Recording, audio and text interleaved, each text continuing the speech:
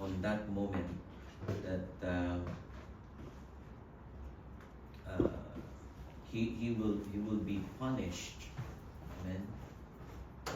And Jesus on this time, telling to his disciple that I die because of you, and no one understand it. He died, or he experienced death because of you. Do you accept that? Do you really believe that Jesus died for you? Amen. And for me? Amen. And on that suffering, the thirsty moment, that is the reason why he say to his followers that they loved him. He loved him. And everyone who call on his name will be loved and be saved. So this is what the Bible is telling to us. When the living water become thirsty, imagine if I will tell you that I am the living water, and then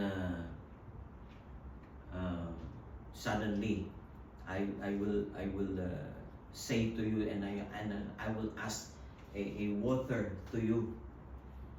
Do you think that is more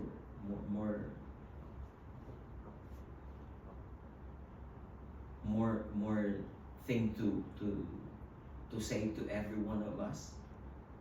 Do you think that is, if I am going to say that I am thirsty, do you think I am worth of saying that I can save you? So this is what the scripture said on that moment. Is the paradox of source of becoming empty. He was empty. He was thirsty. Jesus earlier told the Samaritan, "Whosoever drink the water I gave them will never thirst." Yet, the very source of eternal satisfaction is expressing thirst. In this moment, divine paradox of the fountain of life, allowing himself to run dry. He allowed himself to run dry. Remember that Jesus came from the heaven, and many observed that Jesus is not just an ordinary man. He's the Son of God, and he can exist without suffering, but he allowed that to happen to him.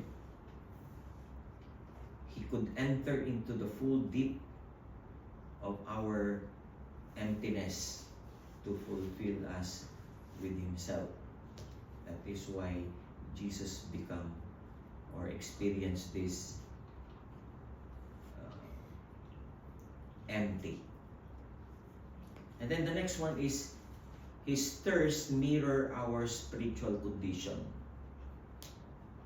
Humanity is spiritually parched, dry, or empty, amen, or longing for something deeper on the cross.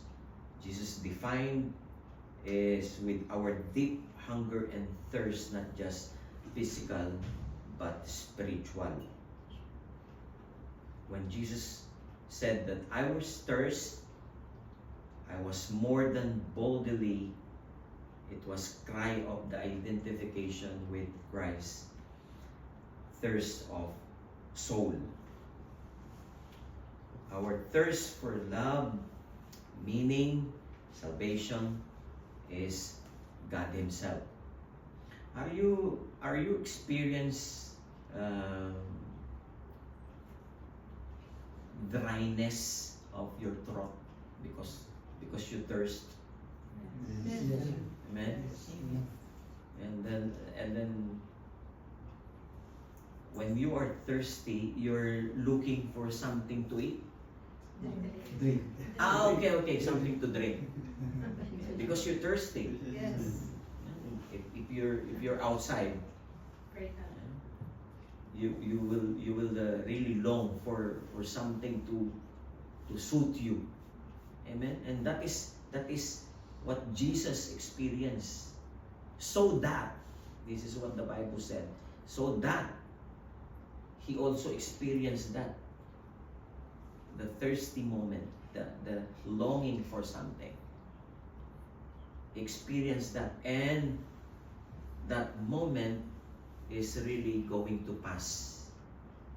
Amen. When Jesus died on the cross for me and you, and you accept him as your master and savior, then you're thirsty, then your hunger is become nothing because you believe on Jesus. He suffered for all sin of us. Would you say that to your seatmate? I thank the Lord. I thank the Lord. I thank the Lord. I thank God. I thank God. He suffered. He was thirsty so that I became fulfilled and filled. Amen. Amen. So no more longer faces. Amen.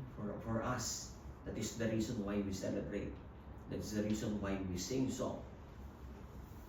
Because of what Jesus did on the cross. And he did that once and for all.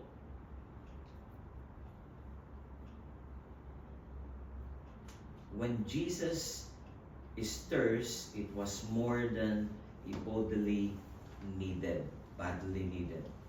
It was a cry of identification with thirst of soul. And the symbol of longing for God is found in Psalms 47 verse 1. If you really suffered, he said this. I didn't include that on the slide, I think. Okay. The Psalms 42 verse 1, he said, as the deer pant of streams of water, so my soul pants for God.